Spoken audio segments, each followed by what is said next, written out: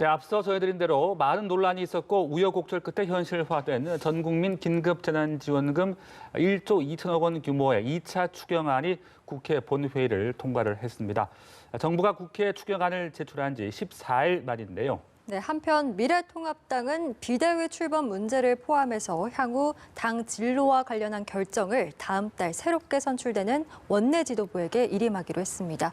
오늘 최민희 전 국회의원 그리고 이상희 세명대 교수와 함께 관련 정치권 이슈들 짚어보도록 하겠습니다. 어서 오시죠. 네, 안녕하십니까? 안녕하십니까. 네, 먼저 조금 전 저희가 리포트로도 봤듯이 2차 추경안 처리 얘기도 좀 봤으면 하는데요. 이렇게 한 해 추경이 2번 편성된 것이 상당히 이례적인 일 아니겠습니까? 2003년 이후 지금 이게 17년 만이라고 하는데 그만큼 이번 코로나19 사태를 좀 엄중하게 본다 이렇게 볼 수 있겠습니까? 예, 그리고 우리는 국회 통과 기간이 굉장히 길다고 생각했잖아요. 네. 근데 14일 만에 통과된 겁니다. 네. 그렇죠. 그러니까 역대 추경 통과된 날짜에 비하면 되게 속도감 있게 통과시킨 것이고 20대 국회가 많은 논란이 있었지만 총선 이후에 이렇게 국민적 관점에서 추경을 해결한 것은 그나마 그래도 유종의 미를 거두고 있는 것이 아닌가 네. 이렇게 생각합니다. 그리고 지금 쟁점이 되었던 70% 국민 지급이냐 100% 국민 지급이냐 이 문제도 여야 이견이 있었습니다만 네. 어쨌든 조정이 되었고 근데 이제 지금 예산이 70%를 줄 때와 100%를 다 지급할 때 한 4조 6천억 정도가 늘어나지 않습니까? 그렇습니다. 네. 그런데 여기서 이제 불용 예산 1조 2천억 정도 이제 그 예산을 아낀다고 하는데 제가 예측컨대는 네. 코로나19로 예산을 못 쓴 것들이 많아서 아마도 예산에서 아낄 수 있는 액수는 좀 더 늘어나지 않을까 네. 추측해 봅니다. 그러니까 2008년에도 사실은 그때 나중에 추계해 보니까 한 10% 정도 예산이 남았었거든요. 그래서 조금은 걱정이 덜어지지 않을까 합니다. 네. 그리고 이후에도 이번 추경으로 끝나는 게 아니고요. 3차 추경이 이제 주로 일자리라든가 기업 지원용으로 편성될 것 같습니다. 네. 그러니까 그때도 국채 발행은 최소화하자는 미래통합당의 의견은 충분히 고려해야 한다고 봅니다. 네, 교수님도 이거 2차 추경안 통과의 의미라든지 또 재원 마련 부분은 어떻게 좀 적절하다라고 보십니까? 참 얘기가 굉장히 좀 복잡해지는 얘기인데요. 일단 뭐 우리가 정치를 이야기할 때 흔히들 마키아벨리를 이야기하고 이렇게 이야기합니다. 굳이 뭐 어려운 얘기를 하지 않더라도 그 마키아벨리 얘기에 따르면 이런 얘기가 있죠. 본인이 재산상의 손실이 있으면은 부모라도 원수가 될 수가 있다. 이게 뭐 3장인가 9장인가 그렇게 나와 있을 텐데 왜 제가 이런 말씀 드리냐 그러면은 연말까지 정치권을 사실상 좌우할 수 있는 이슈가 뭐겠느냐 이렇게 본다 그러면은 아무래도 경제 문제와 개혁 문제 뭐 두 가지 축으로 이제 볼 수가 있습니다. 그 중에서 이제 경제 문제에 있어서는 실질적으로 야당과 여당의 차지하는 비중이 거의 동일하다 봐야 되겠죠. 야당 입장에서는 이 경제에 대한 문제를 여당의 책임론 이런 것을 끌고 갈 수 있는 그런 여력이 보일 수밖에 없는 그런 상황이 되는데 이 왜 그러냐 그러면은 지금 야당에서 제기하다시피 이 추경안에 대해서는 14일 만에 통과를 해줬습니다만은 여기 야당의 속내가 있는 것이죠. 뭔 속내냐 그러면은 여기에 합의를 해줄 수밖에 없는 그런 명분이 나는 거죠. 전체적인 국민 민생 경제가 어려운 상황에서 여기에 반대를 해본다 한들 여기에 정치 실익이 없다 이런 차원에서 이제 사실 협의가 해준 것인데 네네. 전체적으로 보면은 뭐 여러 가지 좀 문제가 있습니다. 예를 들어서 지금 한국은행의 발표에 따르면은 전반기에 대한 실질적으로 1분기에 대한 성장률이 마이너스 1.4% 이야기가 되고 있지 않습니까? 네. 이런 것들이 실질적으로 2분기에서는 계속해서 마이너스로 돌아설 수밖에 없고 이걸 견인할 수 있는 어떤 히든 카드가 없다라는 겁니다. 결국 이것이 뭐냐 그러면은 우리가 뭐 2008년이라든가 1997년이라든가 IMF 때 글로벌 위기 때는 이것을 견인하고 돌파할 수 있었던 것이 실질적으로 수출 경쟁력이었거든요.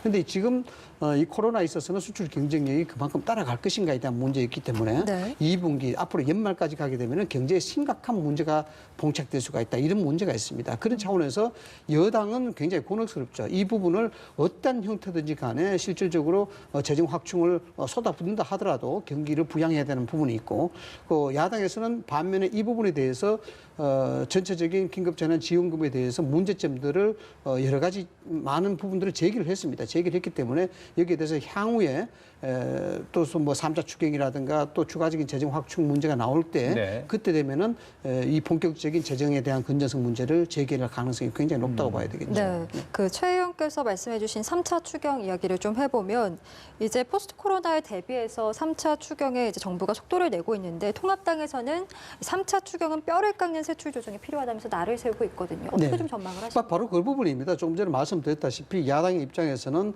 지금 우리가 재정 건전성에 이야기했는데 지금 워낙 급박한 상황이니까 우리가 합의를 해줬지만은 향후 이 코로나19 팬데믹 자체가 계속 확산되고 진정이 되지 않을 경우를 보자라는 것이거든요.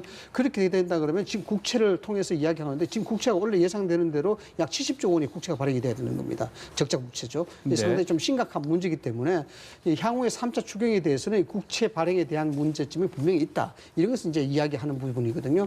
그렇기 때문에 지금 상당히 이제 곤혹스러운 게 여당의 입장입니다. 여당 입장이 그 당시 대해서 또 국채 발행을 한다 그러면은 이 야당이 이런 공세에 어떻게 버텨낼 수 있을 것인가에 대한 부분인데 또 하나 중요한 점은 이런 거 있죠. 지금 세출 구조 조정으로 인해서 1조 원 정도 조정을 해서 2차 추경을 만들어낸다 이런 부분 아니겠습니까? 네. 이 세출에 대한 구조 조정 이렇습니다. 항상 재정은 풍선 효과가 있거든요. 이쪽을 누르게 되면 이쪽이 튀어나오게 돼 있습니다.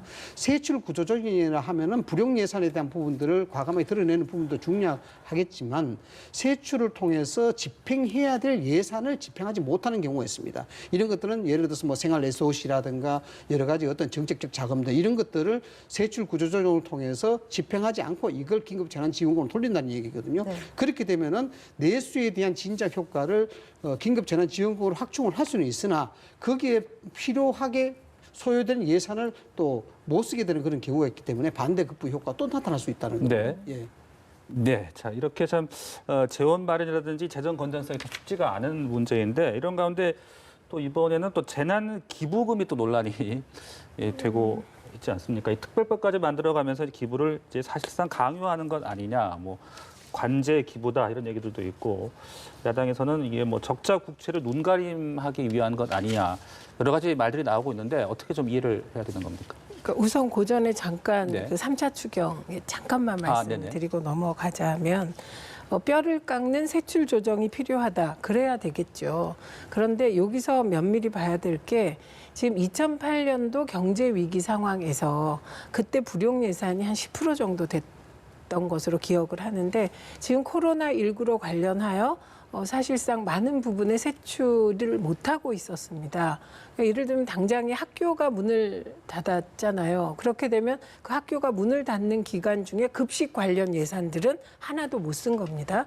그러니까 그런 식으로 따져보면 아마도 제가 보기에는 몇십 조에 달하는 불용 예산이 나올 것 같습니다. 그것을 예측해서 이제 이번에 3차 추경에 반영하는 것이 이제 기재부가 해야 될 일이 아닌가 합니다. 그다음에 지금 대통령께서 계속 말씀하시는 게 한국형 뉴딜로 가야 된다고 말씀하시고 한 40조를 투여해야 된다. 기간 산업에 이런 얘기가 나오는 것은 그게 뉴딜이 딴 거 아니에요. 대규모로 테네시강 유역 공사를 개발 사업을 하면서 일자리를 엄청나게 창출한 것이거든요. 그러니까 이게 공공부문 일자리를 더 많이 창출하겠다는 의지이기 때문에 이제 교수님 말씀대로 야당이 뼈를 깎는 세출 조정을 해야 된다까지 주장할 수 있지만 일자리를 창출하기 위한 예산을 발목 잡는다는 그런 비난은 피할 것 같고요. 네. 그다음에 기부도 이게 주가 아닙니다. 이 기부라는 얘기가 나온 것이 70% 주냐 100% 주냐 이렇게 했을 때 3조 6천억 내지 4조 6천억에 달하는 이 추가 비용을 어떻게 할 거냐라고 하니까 사실은 여당에서 궁여지책으로 나온 게 국민들이 형편이 나은 분들은 기부하지 않겠냐 이렇게 된 것이거든요. 네. 그런데 지금 특별법이 통과돼서 3개월 이내에 신청하지 않으면 이걸 기부하게 되어 있잖아요. 이 부분도 기부가 초점이 아니고요.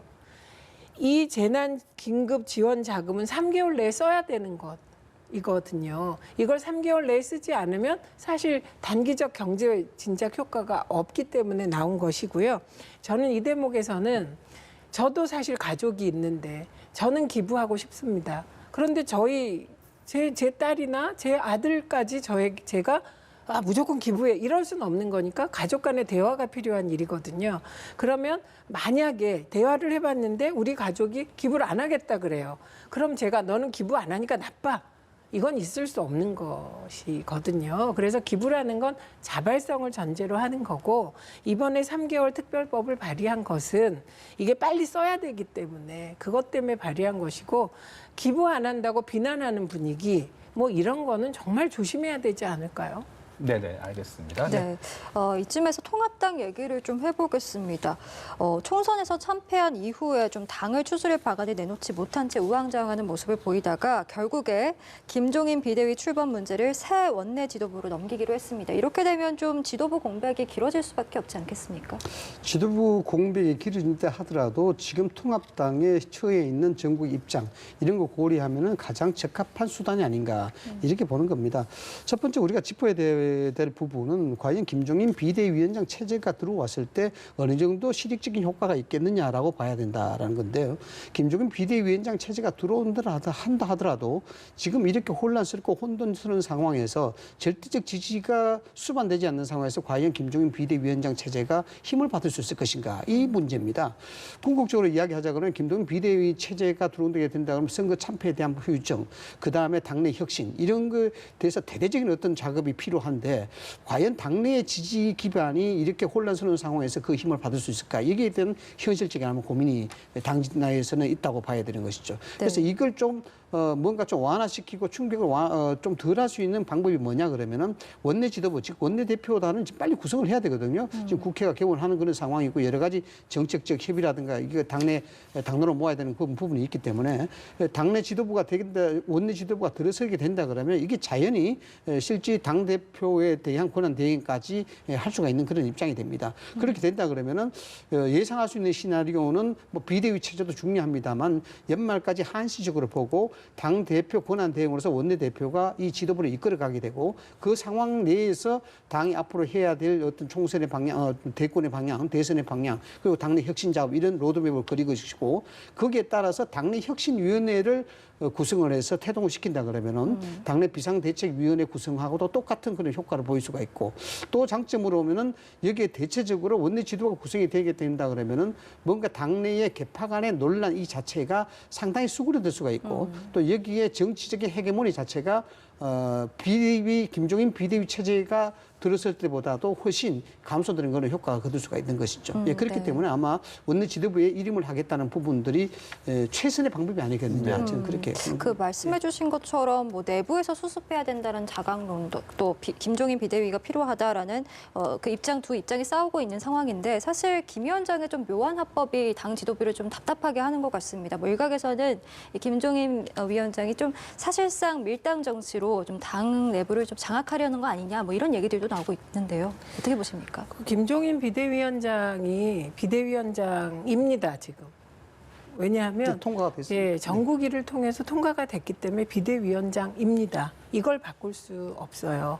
이건 김종인 비대위원장이 안 하겠다라고 사퇴하시지 않는 한 이거를 다시 전국 전국위원회를 열어서 어떻게 없앨 수는 없죠. 그렇게 하면 안 되니까. 그다음에 두 번째는 밀당한다. 정치가 밀당이기 때문에 그건 별로 귀담아 들을 만한 비판은 아니라고 생각합니다. 밀당해야죠. 그래서 들어가서 김종인 비대위원장이 하고 싶은 일을 해야 되니까 이런 별 중요하지 않고 이제 가장 핵심은 임기 문제입니다. 그러니까 김종인 비대위원장이 얘기하는 거는 4개월 비대위는 안 하겠다는 거예요. 그건 명확한 메시지고 그런데 만약에 새 지도부가 원내 지도부가 구성돼서 상임 정국위를 거쳐서 그 임기가 1년으로 연장된다면 좀 그걸 할 것 같습니다. 네, 그리고 지금 말씀하신 것 중에 현실적인 문제를 말씀드리면 원내대표가 당대표 권한대행이나 원내대표가 비대위원장까지 겸하는 게 사실 현실적으로 불가능합니다. 왜냐하면 박기춘 전 원내대표 민주당에 굉장히 유능한 분이었는데 도저히 체력상 두 개를 다 할 수가 없다. 그래서 문희상 비대위가 대선 이후 민주당에서 출범했던 것이거든요. 그래서 지금은 이미 김종인 비대위원장 체제고 임기 부분은 저는 뭐 해결할 것 같습니다. 임기를 연장하는 방향으로. 네. 그리고 또 다른 측면에서 보면 원내 지도부가요. 앞으로 이제 정기국회 막 열리게 되면 원내 대책 세우는데도 정신이 없습니다. 네. 그러면 원내 지도부가 당 지도부를 겸하게 되면 당의 혁신이라든가 태극기 세력과의 결별이라든가 이거 하기 어려워요. 그래서 비대위는 꼭 필요한 겁니다. 네, 자 문재인 대통령 지지도 얘기 좀 해보겠습니다. 한 6주 정도 상당히 좀 계속 상승세였는데 좀 떨어졌더라고요.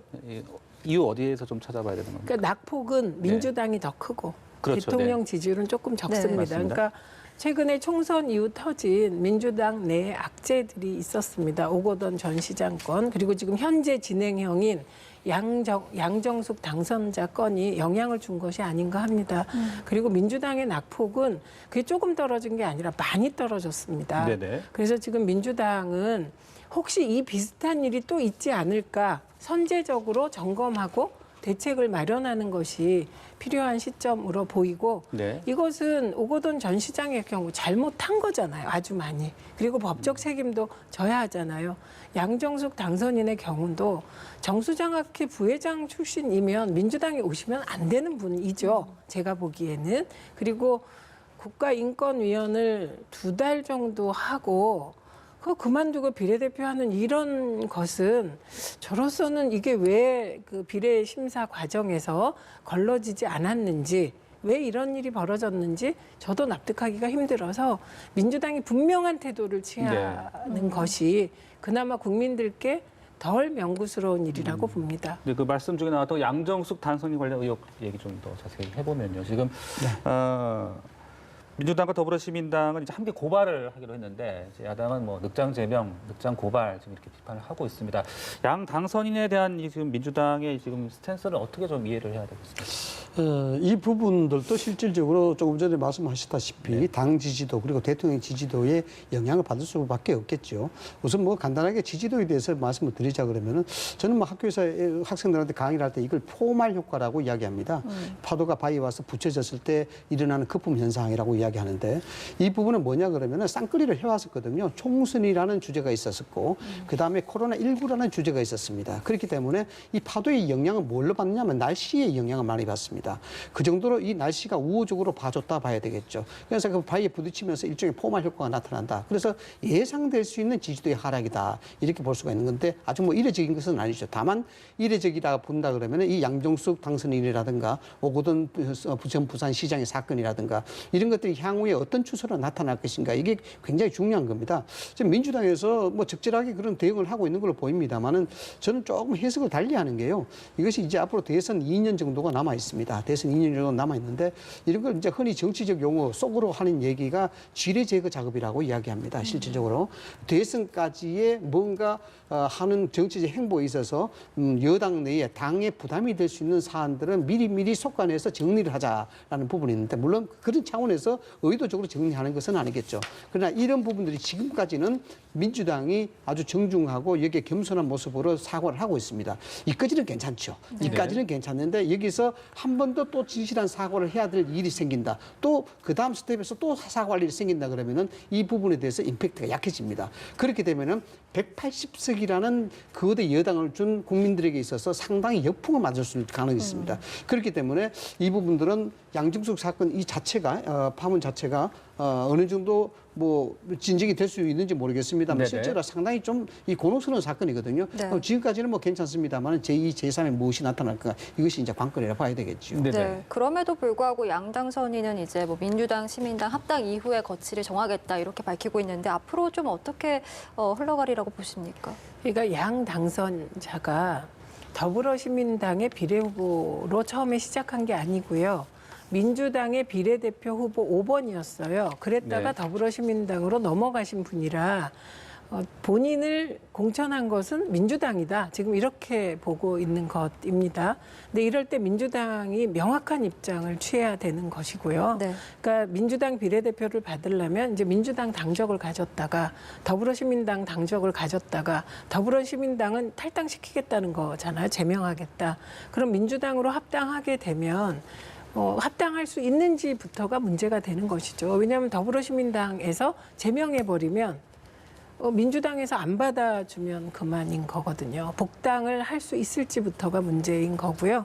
저는 이분이 이럴 때는 그냥 자진 사퇴하는 것이 국민에 대한 도리이고 그나마 본인을 비례대표 후보로 뽑아준 민주당에 대한 도리 같습니다. 네. 이제 더불어민주당의 원내대표 경선이 다가오면서 원내대표 후보가 이제 3명으로 압축이 됐는데요. 친문계로 분류되는 김태년, 전해철 의원 그리고 개파색이 조금 옅은 정성호 의원 간 3파전으로 정리가 됐습니다. 그런데 이 표권을 가진 당선인 가운데 42%가 초선이기 때문에 이 초선 의원들이 결국 캐스팅 보트 역할을 하게 될 것으로 보입니다. 네, 그럴 수밖에 없겠죠. 68명이고 뭐 현실적으로 따져보자 그러면은 당에서 국회의원에 대한 공천을 준 이 부분에서 과연 자유스럽겠느냐라는 게 일반적인 상식 아니겠습니까? 다만 이제 논리상으로 이야기한다 그러면은 국회의원이 한 사람 다 헌법기관이고 독립된 기관인데 어떻게 당론에 의해서 이것을 움직일 수가 있겠느냐? 당 지도부의 영향력하에 이것이 하는 것이 좀 적합하냐 이런 논란이 있겠죠. 그러나 저는 현실적으로 보면은 영향이 있을 수밖에 없지 않느냐라는 생각이 듭니다. 뭐 궁극적으로 집권 하반기에 들어가게 되면은 대통령의 국정 철학이라든가 이런 것들을 여하에 랜딩시키기 위한 그런 작업들이 연이어서 이루어지게 되는데 여기에 청와대 출신들도 많이 있고요. 네. 초선들도 그러한 과정 하에 그러한 어떤 그 컨센서스 이런 하에 실질적으로 당정 활동에 의정 활동에 한다라는 그런 어떤 생각을 가진 초선들이 굉장히 많다라고 봐야 되겠죠. 그런 네. 측면에서 본다 그러면은 청와대와 당청 간의 관계에 있어서 가장 원활하게 역할을 할 수 있는 그런 후보에게 그 표심이 갈 수밖에 없지 않느냐 이렇게 보는 겁니다. 네, 알겠습니다. 지금까지 전국 상황 최민희 전 의원 그리고 이상희 세명대교수 두 분과 함께했습니다. 말씀 고맙습니다. 고맙습니다.